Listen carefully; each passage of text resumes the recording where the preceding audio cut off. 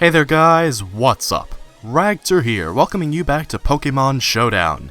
This is a UU replay that I'm showing you today, and I wanted to say I got super back into UU after seeing my friend Hayden's top 10 most underused Pokemon. I really enjoyed that, and it really made me want to get back into the tier. So I made this team, and I was testing it out for a little bit. I ended up in this battle, which was particularly fun. And before we jump into it, let me go with my lead thought process. I saw that Espeon. I saw it. I know that thing gets Magic Bounce, and I know it's running Magic Bounce. I used to run the same thing with Absol, where you put that out first as an anti-lead. They can set up their Stealth Rocks or their Spikes. They try to Thunder Wave or something. It's all nonsense. So I figured I would lead with Crobat. I would get a U-turn and bring in something that can take its hits and KO it pretty easily. And he does end up leading with the Espeon, but as you see, right here, he actually outspeeds my friggin' Crobat! It's not possible that that is the case, normally. That thing has to have a Choice Scarf, because this is a max HP, max speed Crobat. It cannot be outsped by Espeon, so I know that thing has to have a Choice Scarf for some reason. I went into Snorlax, and I thought maybe I could set up some curses, but then I thought better. The Cobalion was scaring me pretty badly. I decided to go into Fortress just to see what kind of set it might be running. Usually it's the Stealth Rocks, Close Combat, Volt Switch, Iron Head set. He does show me the Volt Switch. He goes into Espeon. He thinks I'm obviously going to be setting up more rocks, but with the Espeon still out, I don't feel safe doing that at all. I Volt Switched out into Slowking. This is an Assault Vested Slowking, so its special defense is off the charts right now. It takes the Shadow Ball like a champion and blows away the Espeon with some boiling hot water. Now the Sharpedo comes in. It was a pretty obvious revenge kill, so I decided to go into Florges. It takes the Crunch, and from here I can set up a Wish. If I want to, I can heal Fortress back to its full HP. I was, at the time, thinking Slowking, but then I remembered Slowking gets Regenerator, so I don't really have to worry about him.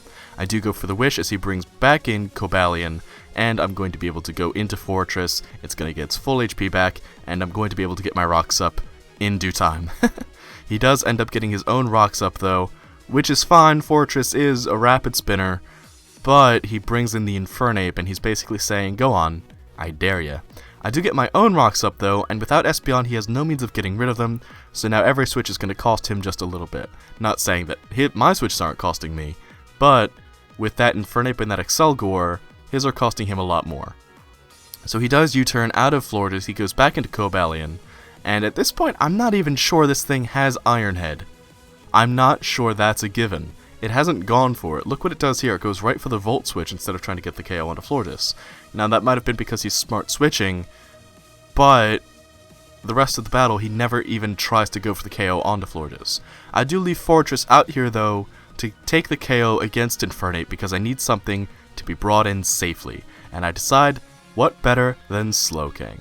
I can do damage to pretty much everything, but he shows a very powerful U-turn, brings Slowking to pretty critical levels, and goes into Goodra. I had gone for the Dragon Tail to force some Stealth Rocks damage, but it does miss on Goodra. I'm very upset about that, and I'm forced to switch into Florges instead of getting any kind of momentum going here. Now, he does show that he's a stalling Goodra, goes for the Toxic onto my Florges, which is the absolute best Pokemon for it to take. The only Pokemon that could take it better is Snorlax because it's a Rest Talk set. So he goes for the Toxic. I Aromatherapy it off, I go for a Moonblast, he Toxics me again, I get the special attack drop. I'm not sure if this Goodra actually has any attacking moves. It's likely that it has at least one, but he is able to rest, the Hydration's going to cure his sleep, I've got a special attack drop, and I'm doing way more HP than he's able to recover. I've got Wish, I can heal, he predicts me to actually switch or go for the Aromatherapy again. I actually go second, I get rid of the Toxic, and he's starting to realize this is not really the best matchup for him. He goes for the Toxic one more time, and I decide I need to be able to get something in here pretty safely. So I go into Crobat. He's going to die to the Stealth Rocks, so his next Toxic is going to have no effect, and I can bring in Sceptile, Mega Evolve, and Wreck Face with one turn. It doesn't work though. Goodra survives the hit. It does show that it's carrying the Dragon Tail, knocks me out into Snorlax, which again, I'm ecstatic with. Snorlax is rest talking, it does not mind taking the poison, and I'm able to body slam this Goodra up out of here. Get squished onto my belly, son. So Snorlax is back to full HP because of its leftovers, and Infernape comes in trying to scare me away. Well, it works and I go into Florges. And Florges shows here that it can take these close combats most excellently. I was going to say with impunity, but I say that phrase a little too much, and now I've drawn attention to it. So, I'm able to stay in here, I'm able to get off a wish, I'm going to be able to protect, but he's going to see that, right? He knows I'm obviously going to protect, there's no way I'm not going to risk Florges taking any damage, so he's going to switch out to this Cobalion again. I'm going to be able to get all of my HP back though. I do waste a turn to protect, but hey, what are you going to do? And I decide to switch out into Slowking. I figured if I wanted anyone to take damage from this thing, it was going to be Slowking. He does end up Volt Switching though, and I'm starting to realize I'm in kind of a really bad position. If I don't take action soon, I'm going to get swept just by sheer nature of his better leads, or his better switches rather. Leads are long out of the game now. So I bring Snorlax in on the Excelgor because I know it can't do anything to me, and I can get up a curse. Even if I lose Snorlax here, at least I'm going down aggressively. I'm going to go down trying to set up a sweep. Snorlax gets back to full HP because of its leftovers, and takes a close combat. Beautifully.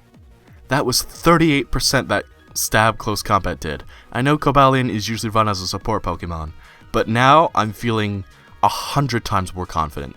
That one did 40%, but I'm still not afraid.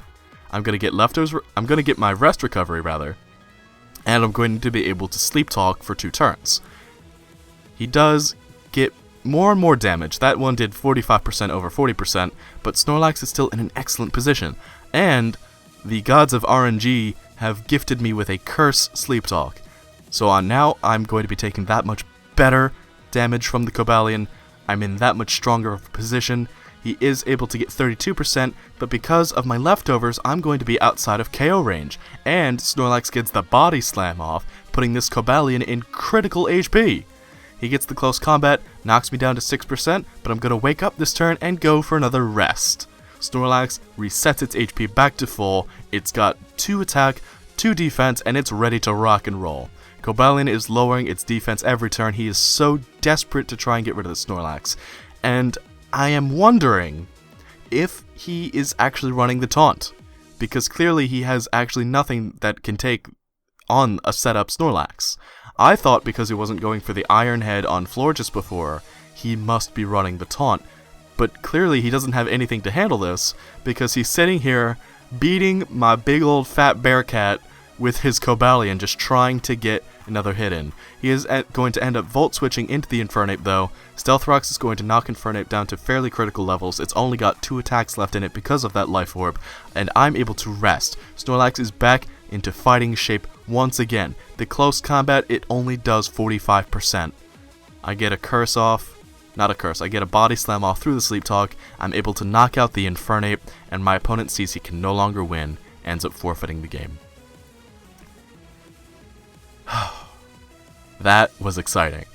That was a really good game. I don't know if that was exciting to you guys to watch as that was for me to play, but I was on the edge of my seat, the tip of my toes the entire time, because it was like, that Cobalion and that Infernape could mess me up in such a big way. I didn't realize how I hadn't really built a team with an answer for either of those. I just kind of put 6 mons that I thought would work well together. And it turns out, they kind of did.